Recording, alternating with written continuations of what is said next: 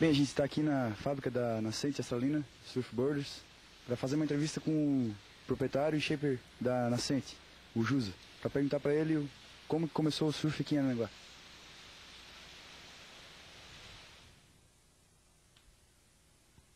A gente está aqui na fábrica da NA Surfboarders, Nascente Astralina, para fazer uma entrevista com o Jusa, para perguntar para ele como é que começou o surf em Aranaguá. Bem, Jusa, a gente sabe que hoje o surf é bem praticado em Aranaguá, bastante, né? E como é que começou aqui em Aranaguá? Bem, o surf aqui começou faz bastante tempo. Foi na década de 70, por volta de 74. A primeira vez que eu vi o surf ao vivo mesmo, né, foi em Bituba, né? Então, uma passagem que eu tive por lá, em férias, visitando uns parentes meus que moravam naquela época. Daí eu vi o surf pela primeira vez. Até era um campeonato em altas ondas e fiquei fascinado pelo esporte, né? Porque até então nunca tinha visto, né? Apenas em revista lá uma vez ou outra, né? Esporadicamente. Então eu vi aquele esporte, aquela coisa, né, maravilhosa, bonita, o pessoal dentro d'água, né, pegando aquelas ondas. Daí vim para Aranaguá, mas com aquela ideia fixa de que um dia eu iria comprar uma prancha também, porque, né, achei algo muito bonito mesmo, excelente. Então daí vim para Aranaguá e assim que consegui né, uma graninha extra, né, que pudesse adquirir uma prancha, fui até lá e consegui a primeira prancha. Uma prancha grande, naquela época eram uns pranchão, né? 7,4, era 7,4 me parece, uma prancha até era australiana. Depois trouxe para cá, então assim começou o esporte. Isso aí foi em 75, 74 para 75. E nessa época o esporte, né, aqui mesmo em Araranguá não existia, né? Então, no caso, foi a primeira prancha que circulou por aqui. Então daí o pessoal que era mais chegado, a gente começou a praticar. A gente ia para a água e dava, né? Cada um dava 2 voltinhas, como diz o outro, entendeu? Era uma coisa também engraçada, né? Então o pessoal entrava na, ficava na espuma, naqueles mar de ressaca, e pegava onda, né? Caía, levantava no outro, aí o outro ia de novo. E assim começou a coisa, né? Depois com o tempo, né, né, a coisa já começou a ser mais divulgada também, em algumas revistas da época, e daí a coisa pegou, né? Pegou firme. Senhor José, e qual foi a reação do pessoal aqui em Aranaguá? Já que era um esporte que não era praticado, era um tanto desconhecido, né, aqui em Aranaguá. A princípio até era algo assim meio, até, devo chamar assim, esquisito, né? Porque o pessoal nunca tinha visto uma prancha de surf, né? Então a gente carregava em cima do carro, né? E o pessoal, então, alguns perguntavam, né, assim, que barquinho é esse? Isso aí não tem borda? Será que vai cair? Como é que fica em cima e amarrado? Então é uma coisa assim bem, né? Pra quem não conhece mesmo, né? Então, a princípio foi isso aí, até o pessoal, né, se enquadrar, ver que era um esporte, né, aquático, uma coisa que já estava crescendo naquele nível, né, naquela época, né? Já existiam, né, campeonatos mundiais e tudo mais, só que para cá ainda a coisa era, né, ainda estava chegando, né. Então... E daí, José, teve alguém que se interessou aqui, te viu surfando e se interessou no esporte? O pessoal daquela época, né, os amigos, né, mais próximos daquela época, né, como era o Cláudio, depois eu encontrei o Lírio, o Neném, de Criciúma, né. Então a gente até nesse caso a gente estava surfando, eu, Cláudio, o Poca, sabe, naquela época. Então a gente estava saindo d'água, né? Daí encontrei um cara com uma prancha. Era o Lírio Perucchi, né? Que hoje trabalha no fórum. Então daí eu, né, cheguei e falei, vocês com essa prancha aí, daí como é que tá? Não, nós somos de Criciúma. Era um molequinho pequenininho, né?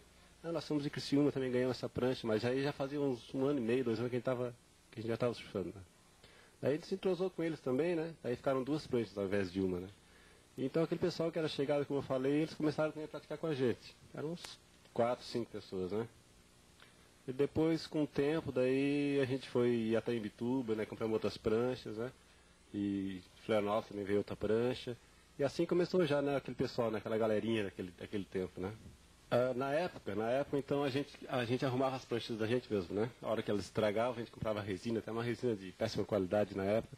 Então a gente arrumava as pranchas, né, os concertos, né, saíram alguma coisa assim meio esquisita, mas fechava, né, os buracos, né.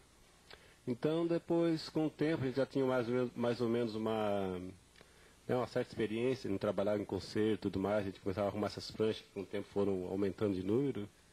Então, depois de um certo tempo, essa prancha que é a primeira que eu comprei, uns 4 anos depois, ela estava toda cheia d'água, né, toda a prancha estouradona, todo mundo aprendeu nela, né.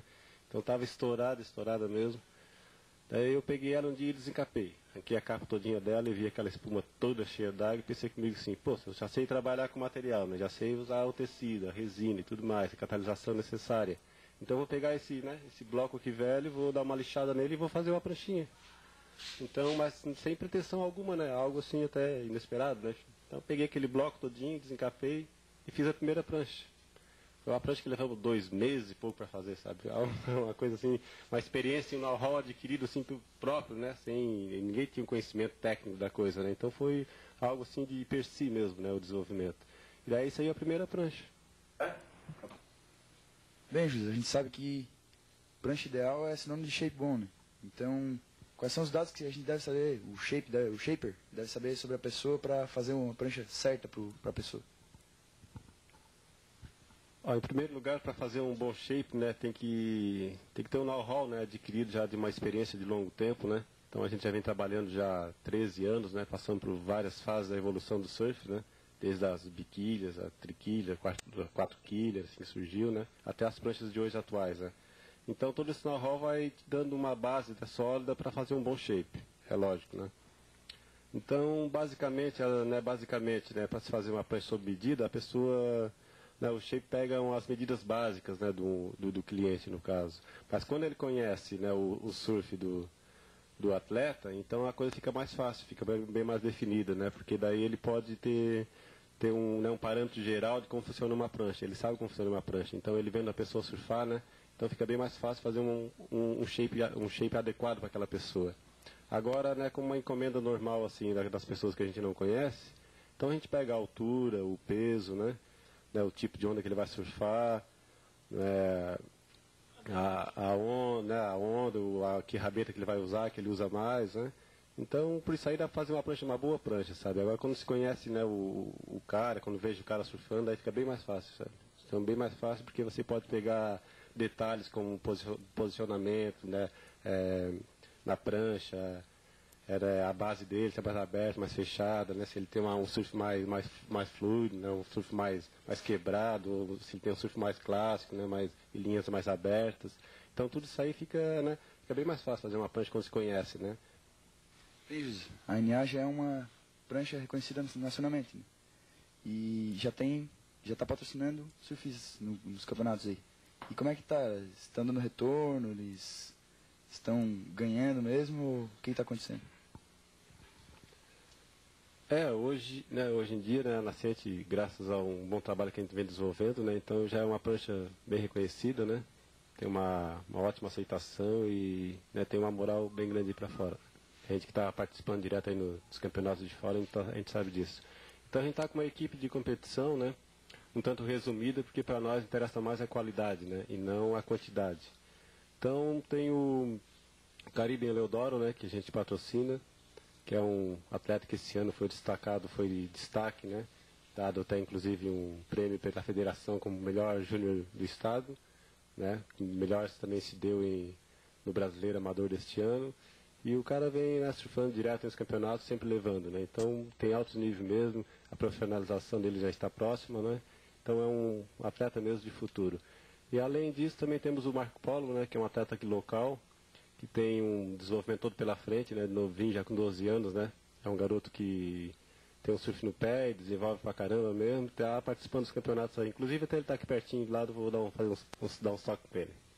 E daí, Marquinhos, como é que a gente tá aí direto aí, pegando as ondas aí pra fora aí, te levando os campeonatos, como é que tá, como é que foi ali, conta pra eles, como é que foi no Sul Brasileiro ali em Torres, o mês passado?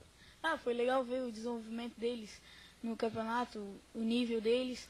Eu corri a mirim no Sul Brasileiro, me dei bem ainda, fiquei em quinto, mas na final eu não me dei muito bem, mas totalmente foi.